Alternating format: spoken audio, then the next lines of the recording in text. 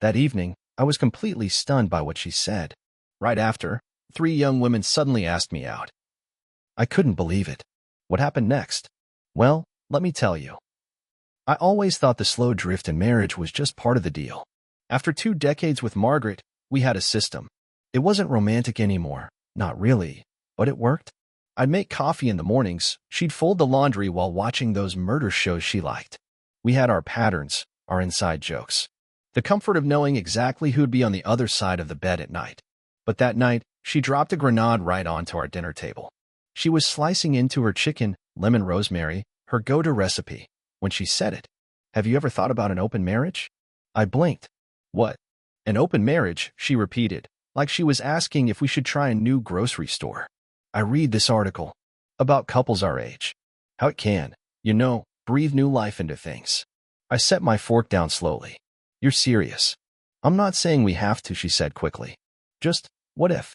I mean, we're not dead. Don't you ever miss the feeling of being wanted by someone new? I stared at her, stunned. No, I miss feeling wanted by you. That quieted her, but not for long.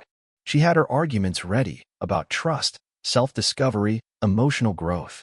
She made it sound so clean, so rational, like a science experiment with clear boundaries. It's not about cheating, she said. It's about honesty, about giving each other permission to explore. I don't want to explore, Margaret. I'm not interested in becoming someone's midlife curiosity, I snapped. And I sure as hell don't want to picture you with it. Okay, stop, she interrupted, holding up her hand. I'm just saying we talk about it. No decisions yet. I resisted. We argued. She said I was being closed-minded. I asked if there was someone else. She said no, I'd tell you if there were. That's the whole point.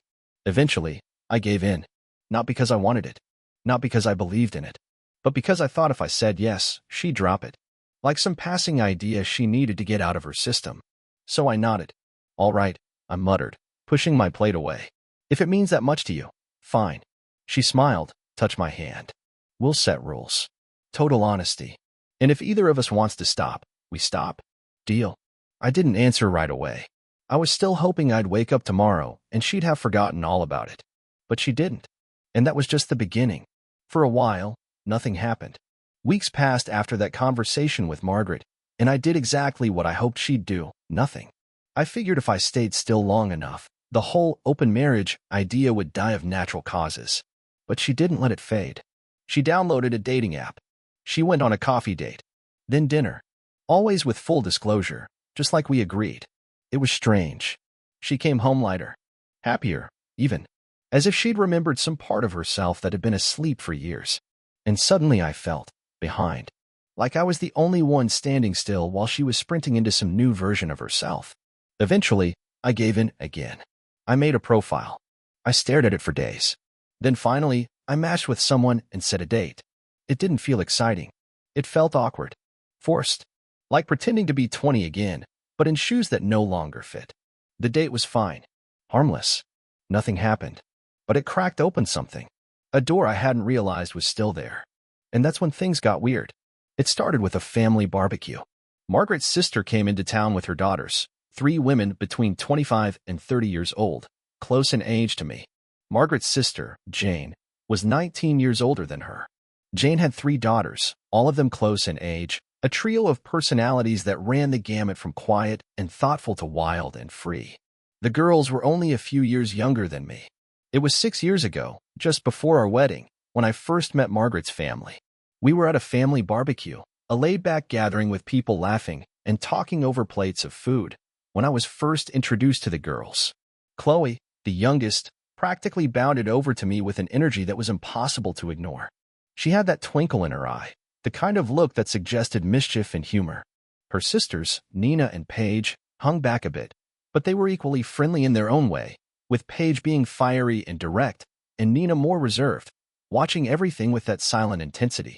As soon as we exchanged pleasantries, Chloe started up a conversation with me that was surprisingly comfortable. We talked about everything: movies, books, travel, and soon enough, I realized she wasn't treating me like some distant family friend, but like someone she could genuinely talk to. There was a sharpness to her humor, a kind of honesty that I found refreshing. But then, in the middle of a conversation about life and love, she said, "You'd better hold on to her tight, Aunt Mags." If you don't, I'll grow up and take him for myself. I froze for a moment, unsure if she was serious or just teasing. But her grin, mischievous and carefree, told me it was all in good fun. Still, I couldn't help but laugh. Her boldness was infectious, and her words somehow made everything feel more real, more alive. Margaret, who had been standing nearby, looked at us with an amused expression, but I could see the slight blush creeping up her neck. She had always told me her nieces were a handful, but now I understood why. That moment, that light-hearted banter, stuck with me long after we left the barbecue. It was a glimpse into the kind of family Margaret came from, fun, open, and full of life. And it was a small sign, too, of what I was stepping into. They were grown now, confident, sharp, unapologetically modern. It was Chloe, the youngest, who struck up the first real conversation. It started innocently, talking about music, books, then life, then dating. She knew about the open marriage. I could tell by the way she looked at me, not with shock or judgment, but curiosity. "So, you're really doing it?" she asked quietly while we stood by the grill. I raised an eyebrow. "Doing what?" "The open thing." Aunt Mags told Mom. Mom told us. "You know how it goes." I chuckled, embarrassed. "Guess everyone knows now." She smiled. "It's kind of brave. Messy, but brave." I didn't think much of it at the time. But a few days later, Chloe texted me. Just a casual message, a song recommendation. Then a meme. Then a question. "Want to grab a drink sometime?" Just talk. It felt wrong. But it also wasn't against the rules. She was an adult. I hadn't initiated anything. I told myself I'd just go and keep it friendly. But it wasn't just friendly. We met at a quiet little lounge downtown. Low lights, soft music, the kind of place where no one's in a rush and everything feels just a little slower. I got there early, nervous for reasons I couldn't quite name. I kept telling myself it was just a drink. Just conversation. But when Chloe walked in, smiling like this was the most natural thing in the world, I knew I'd been lying to myself. She wore a simple dress, nothing flashy, but she had this ease about her, like she wasn't trying to impress anyone. Just being. "Hey, stranger," she said, sliding into the seat across from me. "Hey," I replied, probably too softly. We ordered drinks, whiskey for me, something citrusy for her.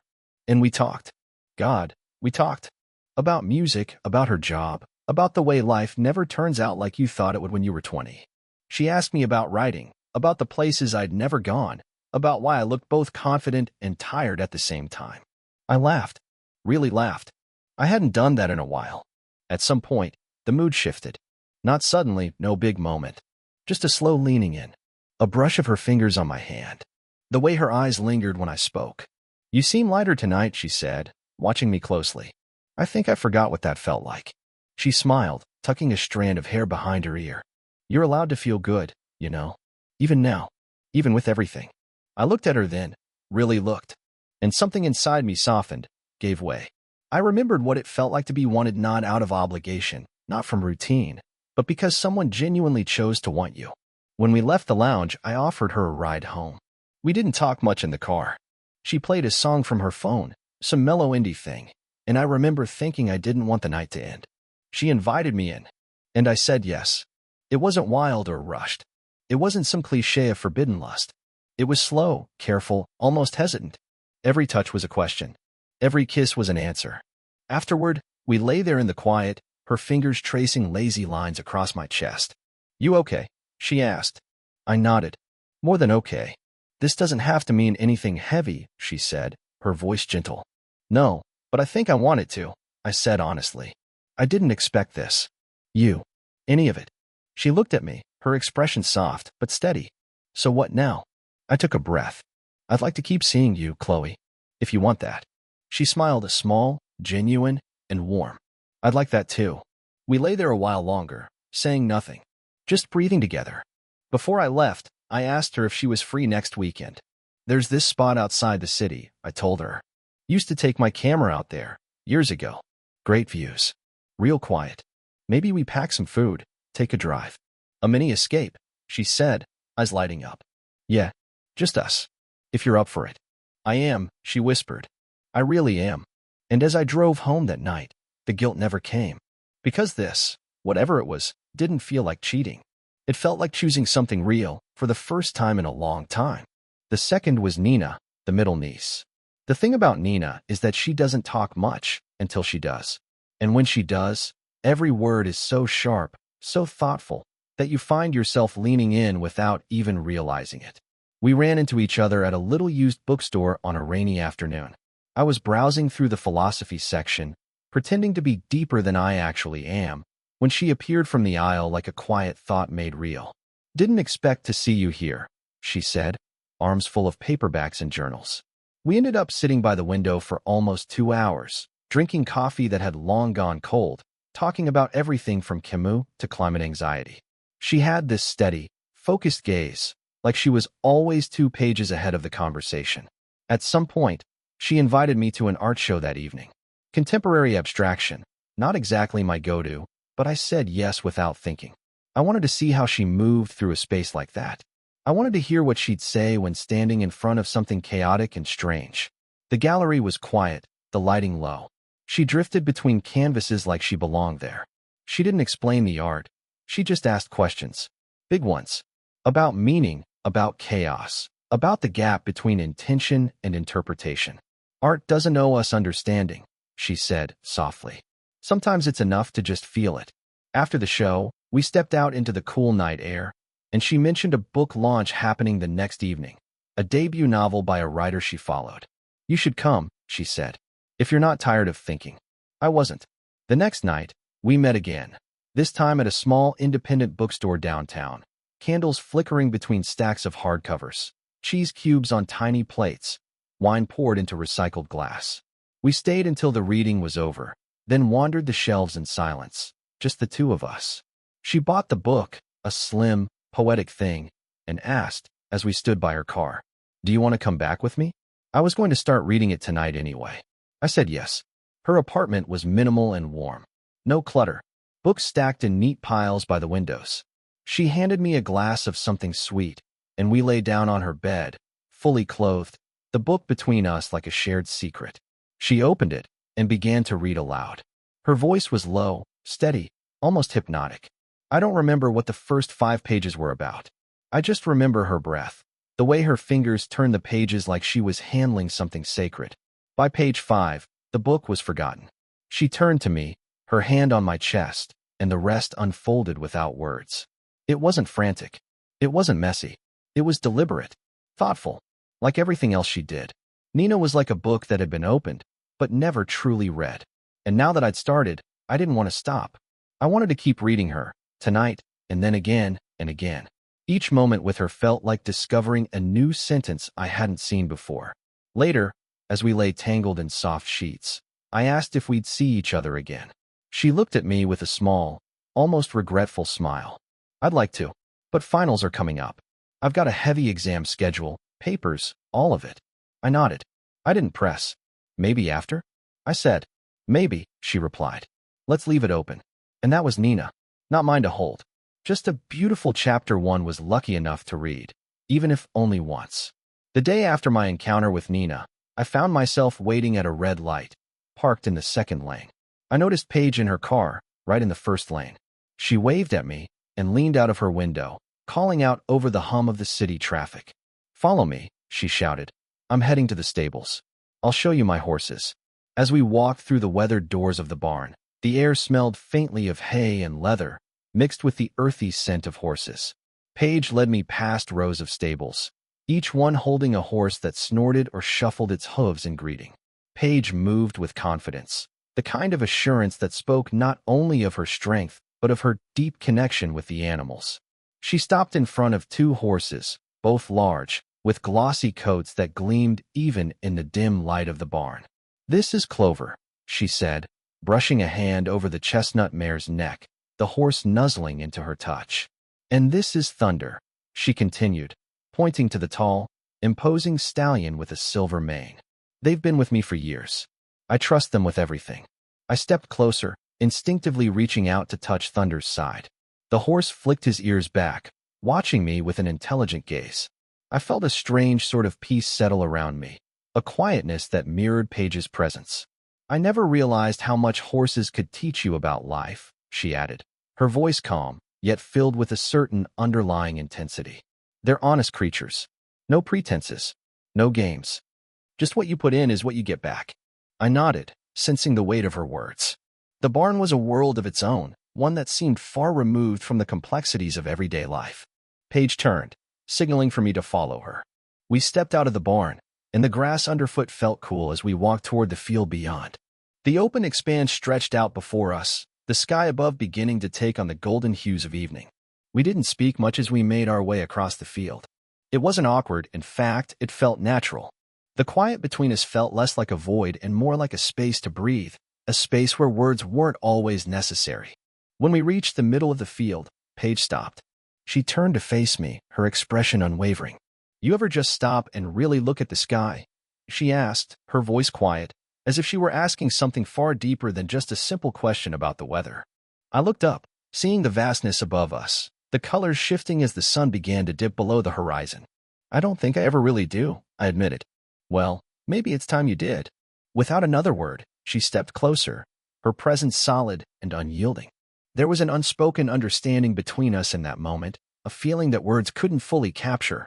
Paige wasn't the type to leave things unsaid, but this moment felt different. She was in control, but it was a quiet kind of control, the kind that came from knowing exactly who she was and what she wanted. And in that field, under the expanse of the sky, we gave in to something unspoken. It was simple, nothing more than the two of us, a shared moment in time. We didn't need to define it, to place labels on it.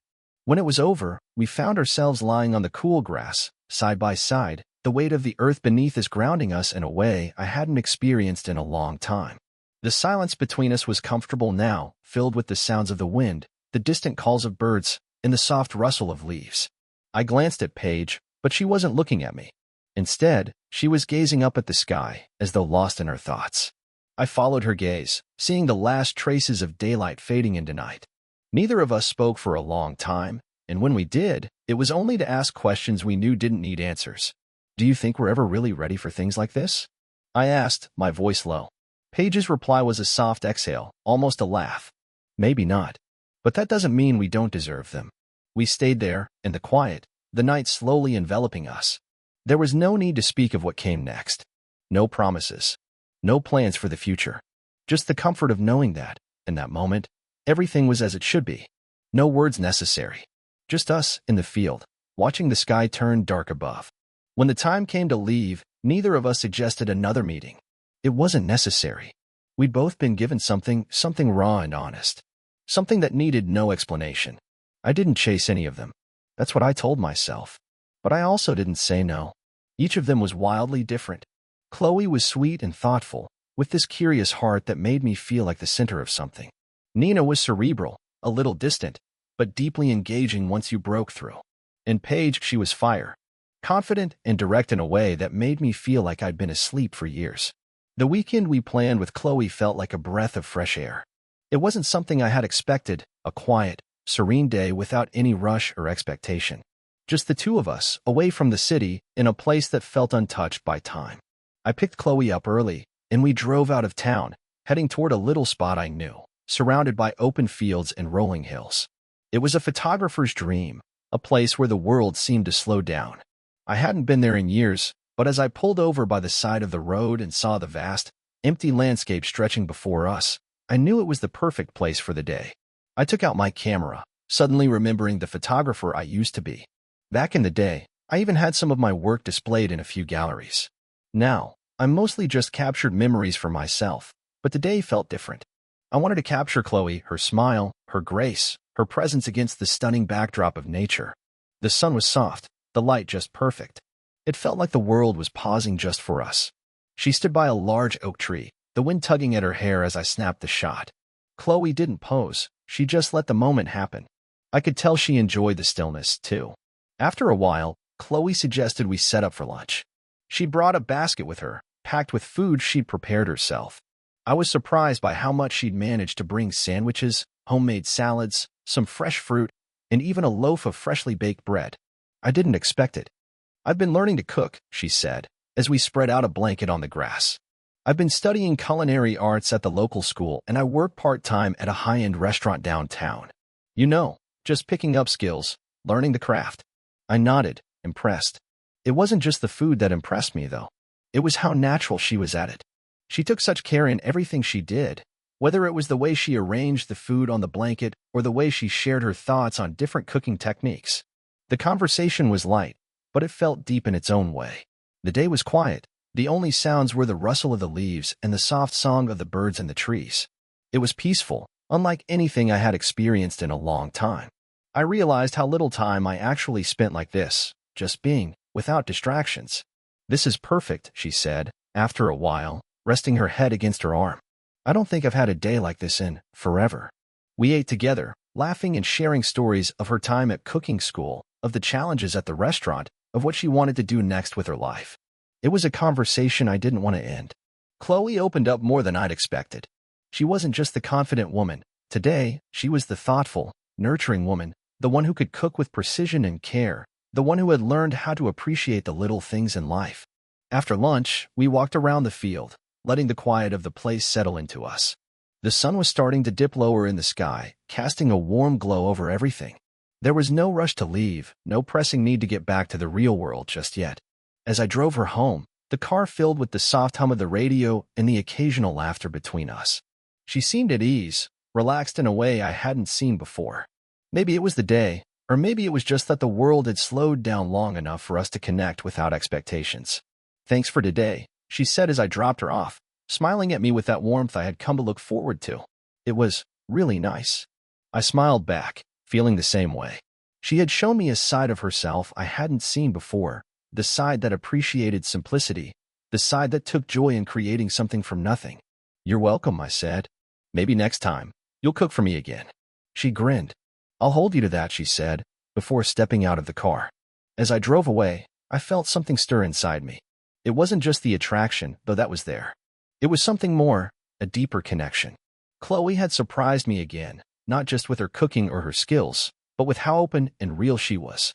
For the first time in a long time, I felt like I'd experienced something truly meaningful. You might ask, what about my wife? I can't say it wasn't a fair question. The truth is, she noticed. How could she not? I couldn't hide it, not when she saw the slight change in my demeanor, the lightness in my step, the quiet smile that seemed to linger a little longer than it used to. My mood had shifted, and it wasn't just from the workday or a passing good mood. It was something else. She could tell, of course. She knew. Margaret understood that I had been meeting someone, more than one, in fact. She didn't need to ask directly. There was no need. It was clear in the way I'd come home, the way my gaze lingered a little longer on her than before, as if I were trying to gauge her reaction without saying a word. But it wasn't a betrayal in the way she might have thought. I never lied to her. I never tried to sneak around. This was the arrangement we had agreed upon, and though she may have been unsettled by the reality of it, she knew she was partly to blame. After all, it was her idea. She had suggested it, even if she hadn't fully understood the weight it would carry or the feelings it would stir. She understood, too, that I wasn't doing this out of spite or because I was unhappy with her. It wasn't revenge, and it wasn't an escape. It was just something. Something we both had agreed to explore, but now it was clear she wasn't prepared for the impact it would have on her. Margaret wasn't blind. She had seen the changes in me, the shifts in my attention. She knew what I was doing, but she also knew why I was doing it. The agreement had been mutual. And yet, as much as she tried to seem indifferent, I could sense that familiar tension creeping into her.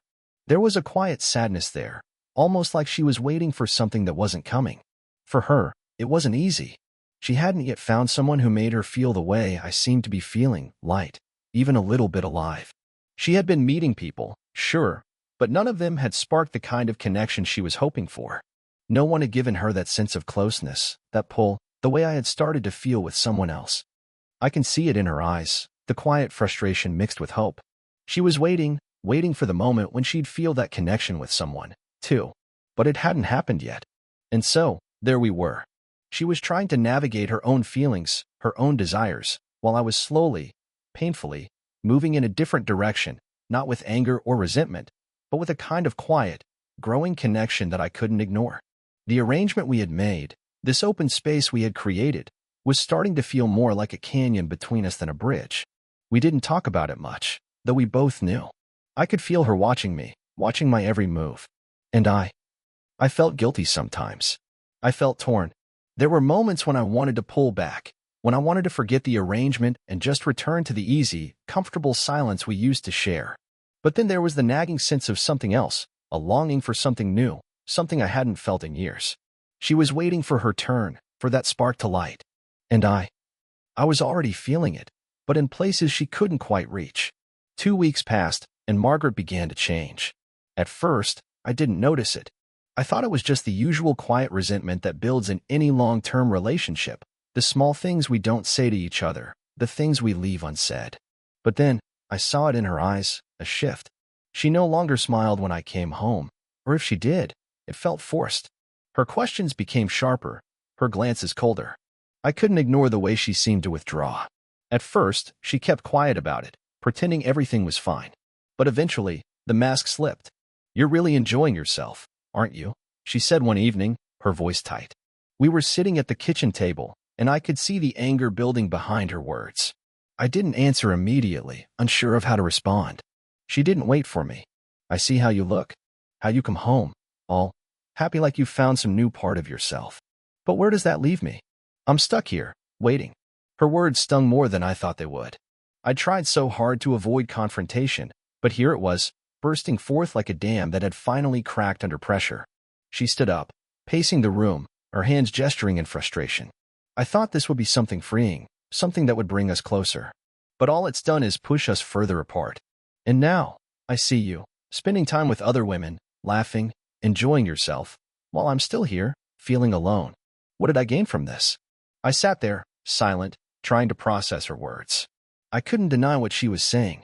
I had been happier, more alive than I had felt in months. But I wasn't blind to the fact that she was starting to regret the very thing she had proposed. "Maybe I was wrong," she continued, her voice quieter now, but filled with something else, something I couldn't quite place. "Maybe we shouldn't have done this. Maybe I need you, not like this. Not with other women." I could feel the walls closing in. This wasn't the woman who had suggested the open marriage.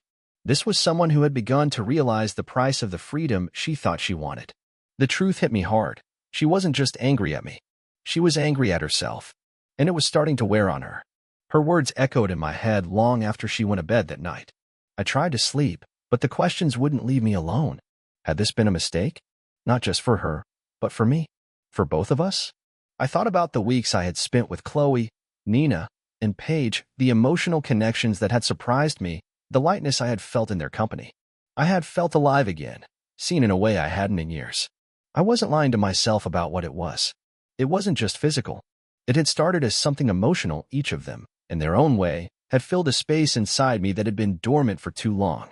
But now, as Margaret's words sank deeper into my chest, I began to realize something. I had changed. Not because of them, but because of what they represented. The idea that life could still surprise me, that I didn't have to settle into a comfortable, predictable rut just because it was easy. But I also realized that Margaret hadn't changed. She had hoped this would fix things. She had hoped it would bring us closer, but in the end, it had made her feel more distant than ever. I started to see the truth. I wasn't happy in the marriage anymore. Not like this. The next morning, Margaret and I sat down, the air thick with tension. I knew what I had to do. "I can't go back," I said quietly. My voice wasn't angry, just steady. "This wasn't your fault, but it wasn't mine either.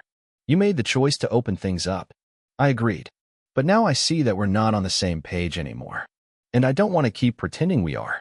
Her face fell, the anger fading into something else. Disappointment, maybe. I could see she had hoped for more time, for a change of heart. "You're not even willing to try?" she whispered. I shook my head. "I tried. But I can't keep living in a way that isn't true to me. I don't think I can be the man you want, and I don't think I'm the man I was in this marriage anymore." I saw her struggle for words, the fight draining out of her. She had been the one to suggest this experiment, but now it felt like she was the one caught in the trap. "So what now?" she asked softly, almost resigned. "I think it's time we separate," I said. "I can't keep pretending things are the same. It's not fair to either of us." There was a long silence before she nodded, her shoulders slumping as if the weight of the decision finally sank in. We didn't shout. We didn't argue. There was nothing left to say. In the following days, the realization settled in. We tried to make it work, but in the end, the distance between us was too wide. The life we had built together no longer made sense. We moved through the process, a divorce that was calm. The past had passed, and nothing we did could bring it back. We packed up our lives separately, the memories of our time together slowly folding into something that no longer held the same weight. "I'm free," Not in the way I once imagined freedom, a reckless, chaotic escape, but in the way that comes with making a choice that's really your own. A choice where there's no one else to answer to, no one else to blame. I'm still seeing Chloe. She's still the same easygoing, open-hearted woman I met at that gallery, and there's a quiet understanding between us. We don't try to force anything. We're just two people, enjoying what we have when we have it. I do have the desire to propose to her, but I'll only do that when I feel that Chloe is truly ready for it. But I'm different now. Stronger. More aware of what I need. I've learned that trust is fragile. You can build it, nurture it, but once it's broken, it's hard to rebuild. And relationships? Well, they're complicated. You don't always know what you're asking for until it's too late. You don't always know the cost of a decision until it's paid. And there's one more question that I keep coming back to, the one that remains unanswered. Who, in the end, was the dishonest one? Was it me, for choosing to live differently, for seeking something more? Or was it Margaret, for losing me in her pursuit of freedom?